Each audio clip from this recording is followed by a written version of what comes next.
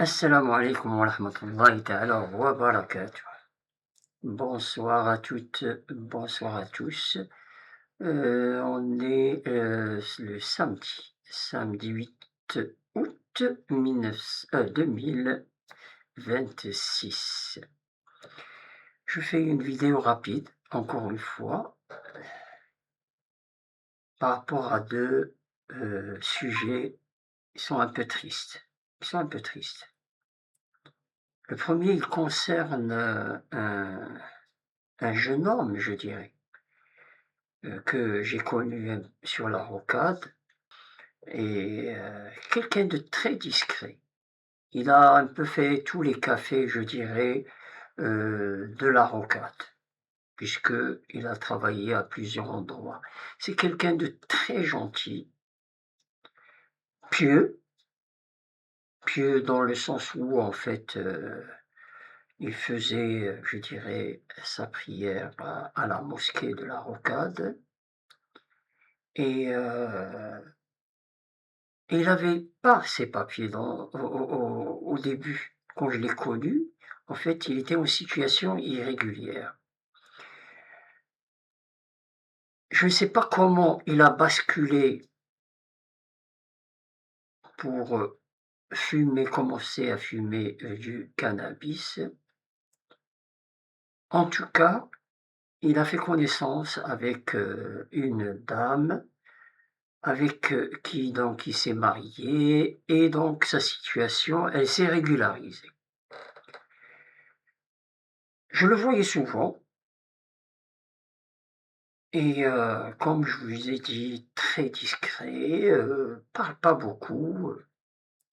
Il a eu une fille avec cette dame, c'est une Française, hein, et ça s'est mal passé après. Ils ont compris qu'ils ne sont pas faits l'un pour l'autre, mais il y a un mais, c'est qu'ils ont eu une fille. Et vu la situation de ce couple, encore une fois, je dirais, malheureusement, l'ASE, elle a donc pris la fille, et donc il s'est retrouvé sans son enfant. Ça l'a donc marqué. Il est devenu un autre. On ne comprend pas ce qui s'est passé. Moi, je l'ai perdu de vue. Comme tout, je dirais, toutes les personnes que je rencontre sur la rocade. Un ami m'a dit de temps en temps, il passe pour juste lui dire bonjour, voilà, et simplement sa situation, elle s'est détériorée à un niveau vraiment très mal. Et je vous laisse découvrir où il passait ses nuits. Voilà, je vous laisse avec la vidéo et je reviendrai juste après. Voilà, je viens vers vous pour vraiment un cas urgent. Regardez où il loge, sous un pont. Là, on est côté gare, mais c'est le Rhône. De l'autre côté, c'est Avignon. Et c'est là où il vient pour en fait fuir la ville d'Avignon. Là, je suis venu parce qu'il y a un homme qui est venu vers moi pour me dire « Mustapha, là, il faut faire quelque chose ». Et il se pose la question comme moi, pourquoi personne ne fait rien pour des cas similaires? Voilà, c'est pas normal. C'est pas normal qu'il n'y ait pas une entraide entre nous, comme des cas comme celui-là, pour intervenir. Vous avez vu et vous avez découvert avec moi ce lieu. Alors comment en fait, comme j'ai expliqué, c'est un jeune très gentil que je croisais sur la rocade, lui aussi. Il est venu vers moi pour me dire « Mustapha, il faut faire quelque chose. Voilà ce qui se passe pour ce jeune qu'on connaissait tous les deux. Entre nous, qu'est-ce qu'on peut faire pour aider cette personne, sachant que là, on ne la retrouve pas. Alors moi, je fais un appel parce que je sais qu'il y a des policiers du commissariat d'Avignon qui suivent cette tribune.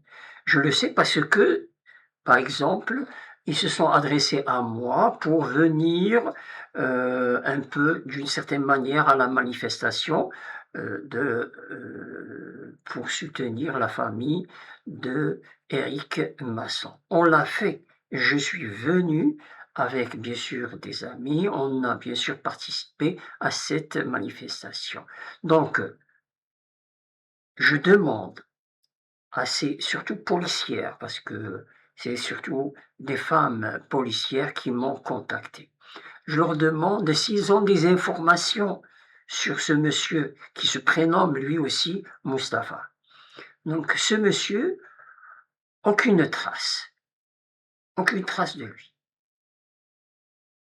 On ne sait pas qu'est-ce qu'il est devenu et on veut l'aider. On ne sait pas qu'est-ce qui lui est arrivé et c'est par rapport, je dirais encore une fois, malheureusement, à l'intervention de l'ASE qui lui a pris sa fille. Donc, aidez-nous.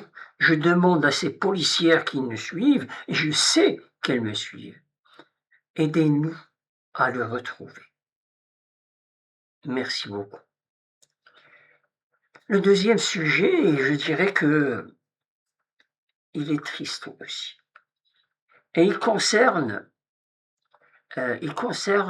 la jeune Khadija que vous voyez. Cette jeune Khadija, je vais bien sûr, vous avez vu l'annonce, et je vais modifier l'annonce de sa disparition à la demande de son frère. Alors son frère, il m'a contacté. Il m'a envoyé 2 messages, je dirais. Mais on comprend tout. Son frère, on dirait qu'il a honte de cette disparition. Alors que bon, j'ai reçu le message des amis de cette page qui me demandent, s'il vous plaît, ça serait bien de partager cette disparition avec les amis de votre page. Et qu'est-ce qu'il me dit? Alors, je vais parler comme il m'a écrit. Je vais rien rajouter. Il me dit, Salam, قلع داك l'annonce ديال خديجة. راك شوهتنا، راك شوهتها، أنا خوها قلع عليا من تما. C'est des ordres. Le deuxième message, je dirais, il est plus modéré. Puisqu'il me dit خويا إلا قدرت غير مسح داك الفيديو ديال خديجة من تيك توك الله يرحم الوالدين، ولا على الأقل خلي غير الصورة وحدها ومسح السمية. شكرا. Qui veut pas, parce que je sais pas si vous avez remarqué, j'ai pas dit son nom, même si lui il l'avait écrit. Honnêtement, son message, il est désolant. D'une certaine manière, on comprend sa disparition. Mais malgré ça, je vais modifier comme il le souhaite.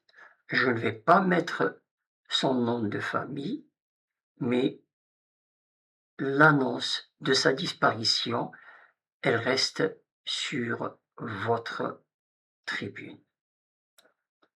Voilà, Barakallahu fikum. Et n'hésitez pas, cette fille, Khadija, si elle m'entend, elle peut me contacter au numéro qu'elle voit là juste en dessous. S'il a envie de parler à quelqu'un, je suis disponible pour l'écouter. Assalamu alaikum wa rahmatullah.